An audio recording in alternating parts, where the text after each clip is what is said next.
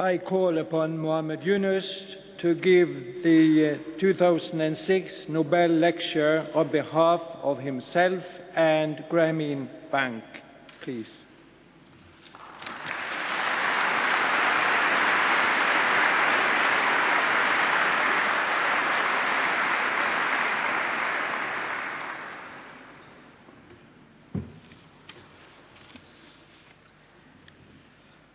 Your Majesties, Your Royal Highnesses, honorable members of the Norwegian Nobel Committee, Excellencies, ladies and gentlemen,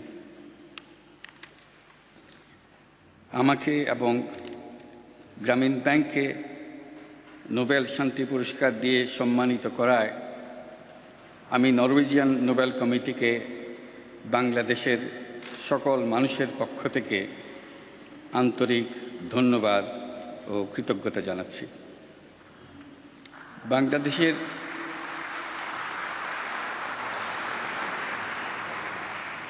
বাংলাদেশের মানুষ পরিশ্রম, সংগ্রাম এবং সৎ।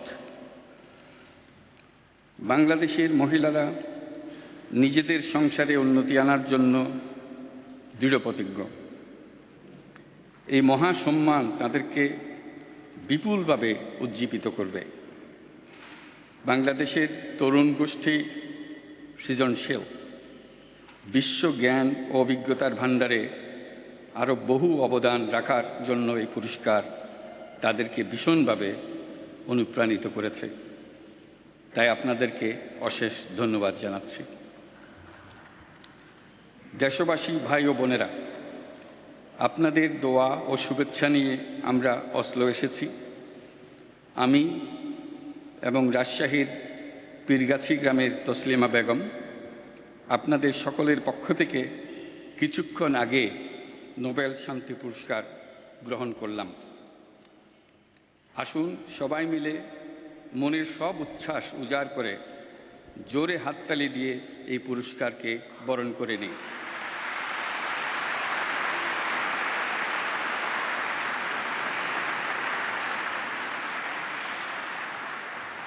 এই পুরস্কার পাওয়ার গৌরব আমাদের জাতিকে প্রতিনিয়ত আরও অধিকতর গৌরবের পথে নিয়ে যাক।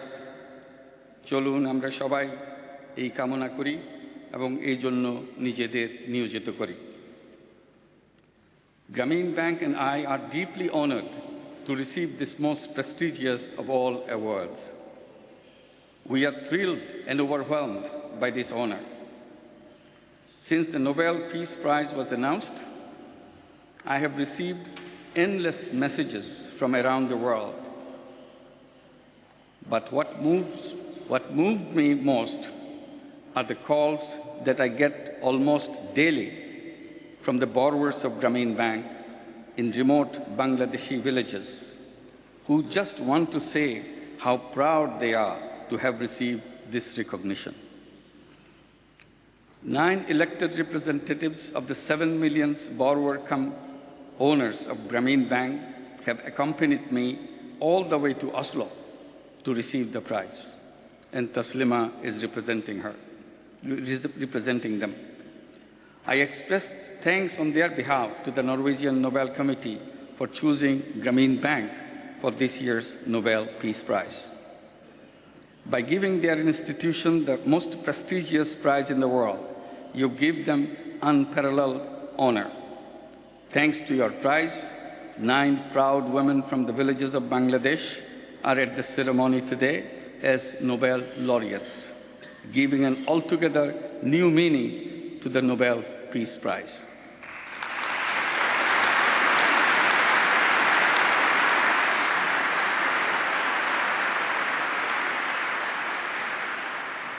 All borrowers of Grameen Bank are celebrating this day as the greatest day of their lives. They are gathering around the nearest television set in their villages all over Bangladesh, along with the other villagers, to watch the proceedings of this ceremony. This year's prize gives the highest honor and dignity to the hundreds of millions of women all around the world who struggle every day to make a living and bring hope for better life for their children. This is a historic moment for all of them. By giving this prize, the Norwegian Nobel Committee has given important support to the proposition that peace is inextricably linked to poverty. Poverty is a threat to peace. World income distribution gives a very telling story. 94% of the world income goes to 40% of the world population, while 60% of the people live only with 6% of the world income. Half of the world population lives on $2 a day. The millennium began with a great global dream. World leaders gathered at the United Nations in 2000 and adopted, among others, historic goal to reduce poverty by half by 2015. Never in human history had such a bold goal have been adopted by the entire world in one voice, one that specified time and size. But then came September 11 and the Iraq War, and suddenly the world became derailed from the pursuit of this dream, with the attention of the world leaders shifting from the war on poverty to the war on terrorism. Till now, over $530 billion has been spent on the war in Iraq by the USA alone. I believe terrorism cannot be won by the military action. Terrorism must be condemned in the strongest possible language. We must stand solidly against it and find all the means to end it. We must address the root cause of terrorism to end terrorism for all time to come.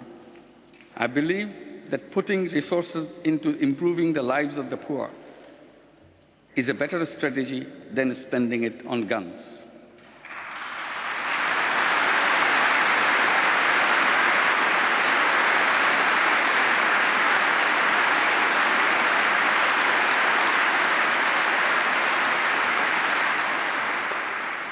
Peace should be understood in a human way, in a broad social, political, and economic way.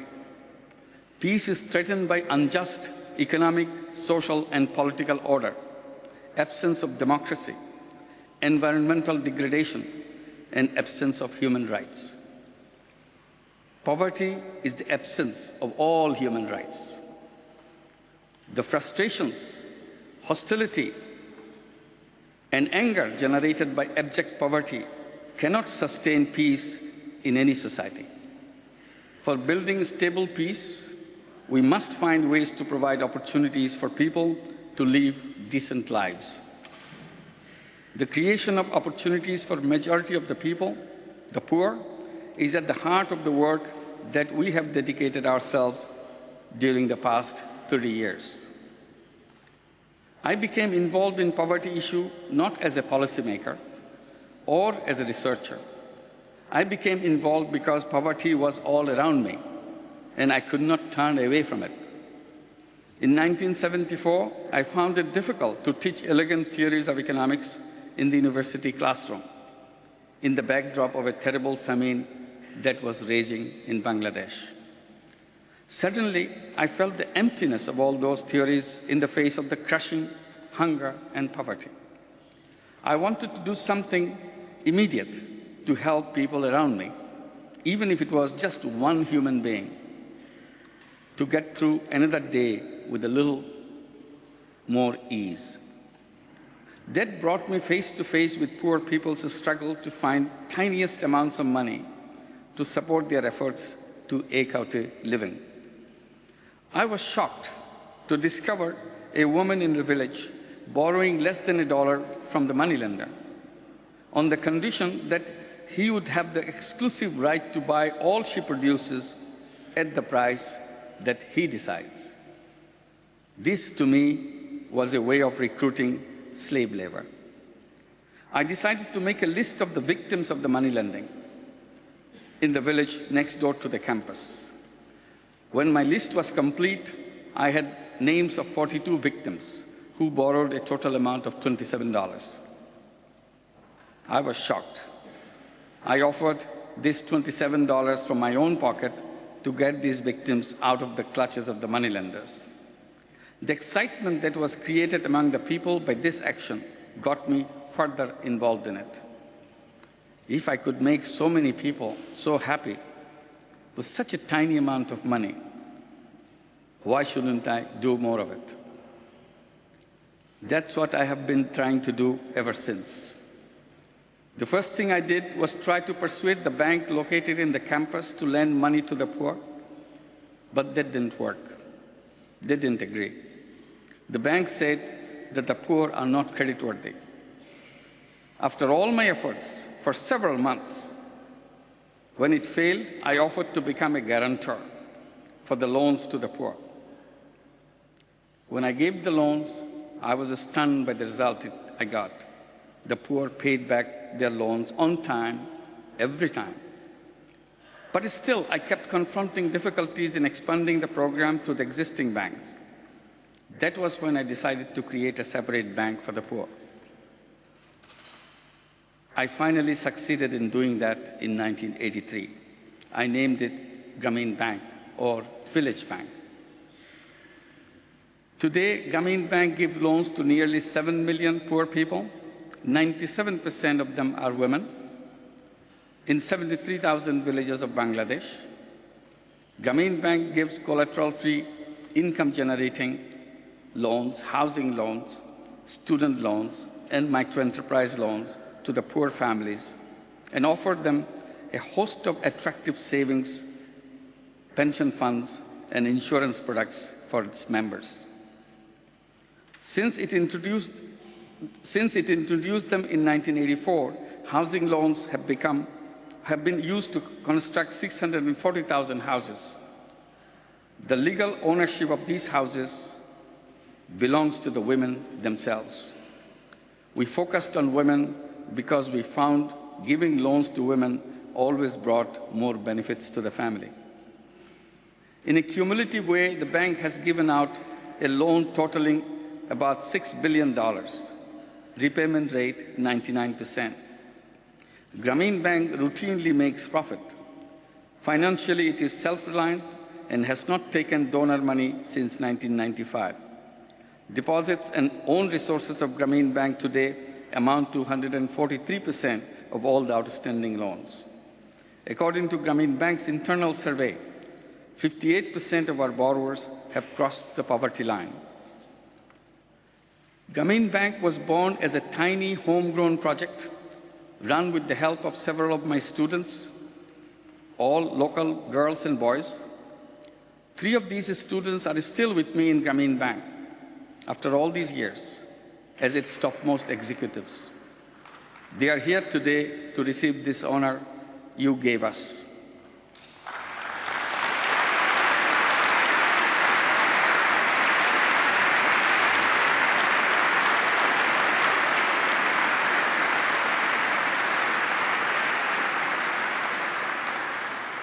This idea, which began in Jobra, a small village in Bangladesh, has spread around the world.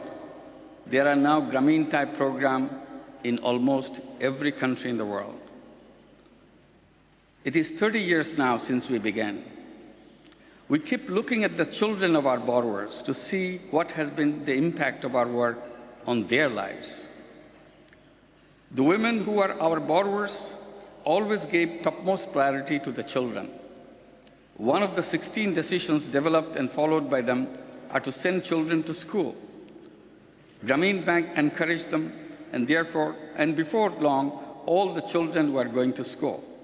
Many of these children made it to the top of their classes. We wanted to celebrate that, so we introduced scholarships for talented students. Grameen Bank now gives 30,000 scholarships every year. Many of these children went to the higher education to become doctors, engineers, college teachers, and other professionals. We introduced student loans to make it easy for Grameen students to complete their higher education. Now, some of them have even PhDs. There are 13,000 students on the student loans. Over 7,000 students are added to this number annually. We are creating a completely new generation that will be well equipped to take their families way out of the reach of poverty. We want to make a break in the historical continuation of poverty. In Bangladesh, 80% of the poor families have been reached with microcredit. We are hoping that by 2010, all 100% of the poor families will be reached with microcredit. 3 years ago, we started an exclusive program focusing on the beggars. None of Grameen Bank's rules apply to them. Loans are interest-free. They can pay whatever amount they wish, whenever they wish. We gave them the idea to carry small merchandise such as snacks, toys for the kids, or household items for the housewives when they go from house to house for begging. The idea worked. There are now 85,000 beggars in the program. About 5,000 of them have already stopped begging completely. They are now house-to-house salesperson rather than house-to-house beggars. Typical loan to a beggar is only $12. We encourage and support every conceivable effective intervention to help poor fight out of poverty. We always advocate microcredit in addition to all other interventions, arguing that microcredit makes all other interventions work better. Information and communication technology is quickly changing the world, creating distanceless, borderless world of instantaneous communications. Increasingly, it is becoming less and less costly. I saw an opportunity for the poor people to change their lives if this technology could be brought to them to meet their needs. As a first step to bring information technology to the poor, we created a mobile phone company, Grameen Phone. We gave loans from Grameen Bank to the poor women to buy mobile phones to cell phone services in the villages. We saw the synergy between microcredit and information technology. The phone business was a success, was a roaring success, and became a coveted enterprise for Grameen borrowers. Telephone ladies, as they are called, learned and innovated the ropes of the telephone business, and it has become the quickest way to get out of poverty and to earn social respectability. Today, there are nearly 300,000 telephone ladies providing telephone service in all the villages of Bangladesh. Grameen Phone has more than 10 million subscribers and is the largest mobile phone company in the country. Although the number of telephone ladies is only a small fraction of the total number of subscribers, but the telephone ladies, generate 19% of the revenue of the company. Out of the 9 board members who are present here today, 4 of them are telephone ladies.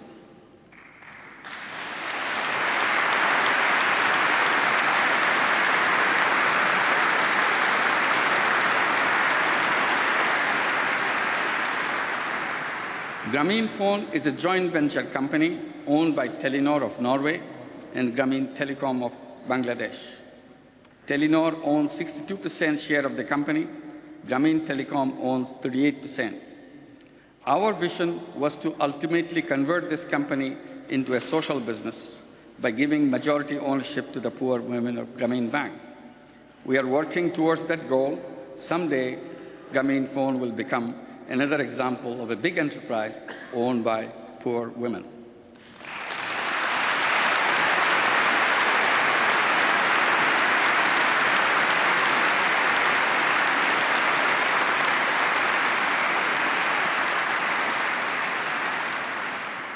Capitalism centers around free market. It is claimed that the freer the market, the better is the result of capitalism in solving the questions of what, how, and for whom. It is also claimed that the individual search for personal gains brings collective optimal result. I am in favor of strengthening the freedom of the market. At the same time, I am very unhappy about the conceptual restrictions imposed on the players in the market. This originates from the assumption that entrepreneurs are one-dimensional human beings who are dedicated to one mission in their business life. to maximize profit. This interpretation of capitalism insulates the entrepreneurs from all political, emotional, social, spiritual, environmental dimensions of their lives. This was done perhaps as a reasonable simplification, but it stripped away the very essence of human life. Human beings are a wonderful creation, embodied with limitless human qualities and capabilities. Our theoretical constructs should make room for the blossoming of those qualities, not assume them away. Many of the world's problems exist today because of this restriction on the players of the free market. The world has not resolved the problem of crushing poverty that half of its population suffers. Healthcare remains out of the reach of the majority of the world population. We have remained so impressed by the success of the free market that we never dared to express any doubt about its basic assumption. To make it worse, we worked extra hard to transform ourselves as closely as possible into the one-dimensional human beings as conceptualized in the theory to allow smooth functioning of the free market mechanism. By defining entrepreneur in a broader way, we can change the character of capitalism radically and solve many of the unresolved social and economic problems within the scope of the free market. Let us suppose an entrepreneur, instead of having a single source of motivation, such as maximizing profit, now has two sources of motivation, which are mutually exclusive, but equally compelling. One, maximization of profit. Another, doing good to people and to the world. Each type of motivation will lead to a separate kind of business. Let us call the first type of business as a profit-maximizing business, and the second type of business as social business. Social business will be a new kind of business introduced in the marketplace with the objective of making difference to the world. Investors in social business could get back their investment money, but will not take any dividend from the company. Profit would be plowed back into the company to expand its outreach and improve the quality of the product or the service. A social business will be a non-loss, non-dividend company. Once social business is recognized in law, many existing companies will come forward to create social businesses in addition to their foundation activities. Many activists from the non-profit sector will also find this as an attractive option. Unlike the non-profit sector, where one needs to collect donations to keep activities going, a social business will be self-sustaining and create surplus for expansion since it is a non-loss enterprise. Social business will go into a new type of capital market of its own to raise capital. Young people all around the world, particularly in rich countries, will find the concept of social business very appealing, since it will give them a challenge to make a difference by using their creative talents. Many young people today feel frustrated because they cannot see any worthy challenge which excites them within the present capitalist system. Socialism gave them a dream to fight for. Young people dream about creating a perfect world of their own. Almost all social and economic problems of the world will be addressed through the social businesses. The challenge is to innovate business models and apply them to produce desired results cost-effectively and efficiently, such as healthcare for the poor could be a social business, financial services for the poor, information technology for the poor, education and training for the poor, marketing for the poor, renewable energy. These are all exciting ideas for social businesses. Social business is important because it addresses very vital concerns of mankind. It can change the lives of the bottom 60% of the world population and help them get out of poverty. Even profit-maximizing companies can be designed as social businesses by giving full or majority ownership to the poor. This constitutes a second type of social business. Grameen Bank falls under this category of social business. It is owned by the poor. The poor get the shares of these companies as gifts by the donors, or they could buy the shares with their own money. The borrowers of Grameen Bank buy the shares of Grameen Bank with their own money, and these shares cannot be transferred to non-borrowers. A committed professional team does the day-to-day running of Grameen Bank. Bilateral and multilateral donors could easily create this type of social business. When a donor gives a loan or a grant to build a bridge in a recipient country, it could create instead a bridge company owned by the local poor. A committed management company could be given the responsibility of running that company. Profit of the company will go to the local poor as dividend and towards building more bridges. Many infrastructure projects like roads, highways, airports, seaports, utility companies could all be built in this manner. Grameen has created two social businesses of the first kind. One is the yogurt factory to produce fortified yogurt to bring nutrition to malnourished children of Bangladesh. This is a joint venture with Danone. It will continue to expand until all malnourished children of Bangladesh are reached with fortified yogurt.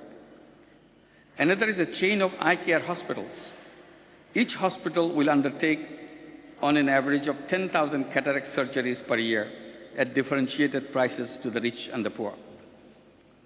To connect the investors with social businesses, we need to create social stock market where only the shares of the social businesses will be traded. An investor will come to this stock market with a clear intention of finding a social business which has a mission of his liking or her liking. Anyone who wants to make money will go to the existing stock market. To enable social stock exchange to perform properly, we will need to create rating agencies, standardization of terminology, definitions, impact measurement tools, reporting formats, and new financial publications, such as the Social Wall Street Journal.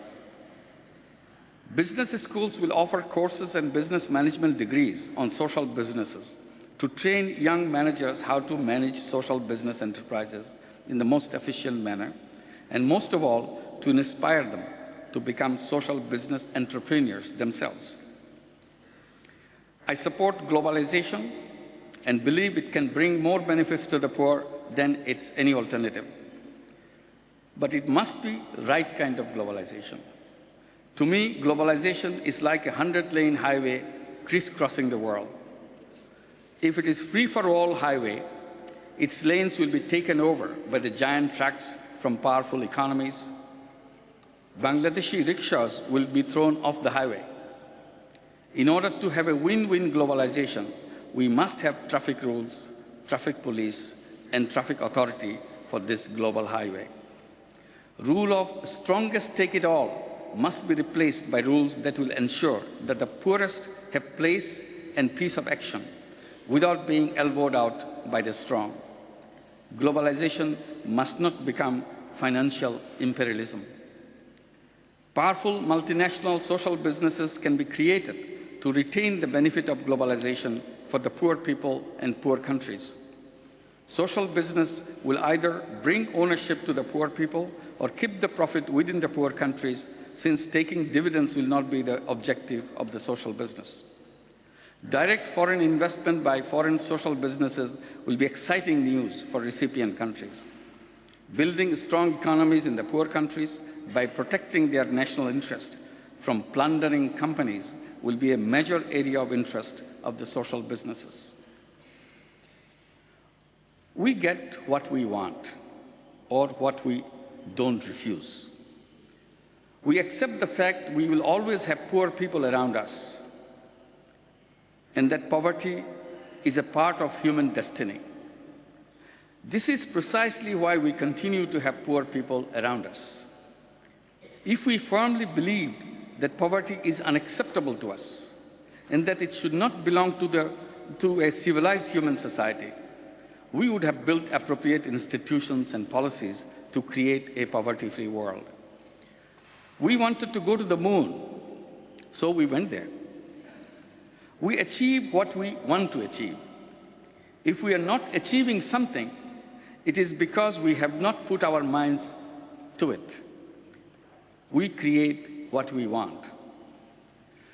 What we want and how we get to it depends on our mindsets. It is extremely difficult to change our mindsets once it is formed. We create the world in accordance with our mindsets. We need to invent ways to change our minds,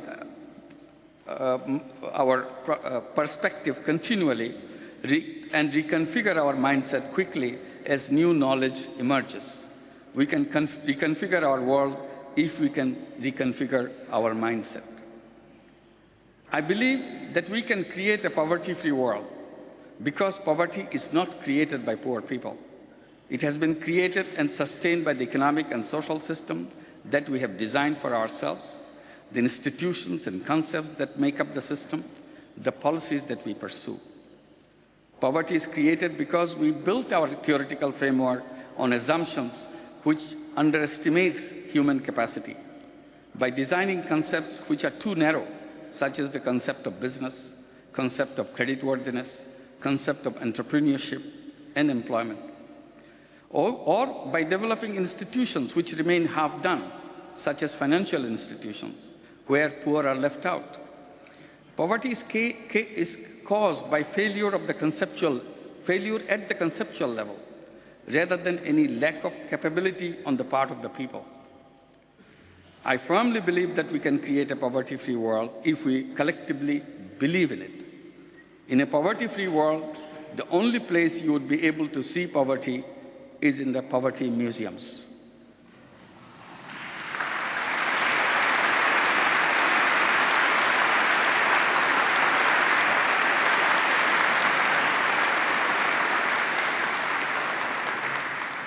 When school children will take a tour of the poverty museums, they would be horrified to see the misery and the indignity that human beings had to go through. They would blame their forefathers for tolerating this inhuman condition, which existed for so long and for so many people. A human being is born into this world fully equipped, not only to take care of himself or herself, but also to contribute to enlarging the well-being of the world as a whole. Some get a chance to explore the potential that they have in themselves, but many others never get an opportunity during their lifetime to unwrap the wonderful gift that they were born with. They die unexplored, and the world remains deprived of their capacity and their contribution.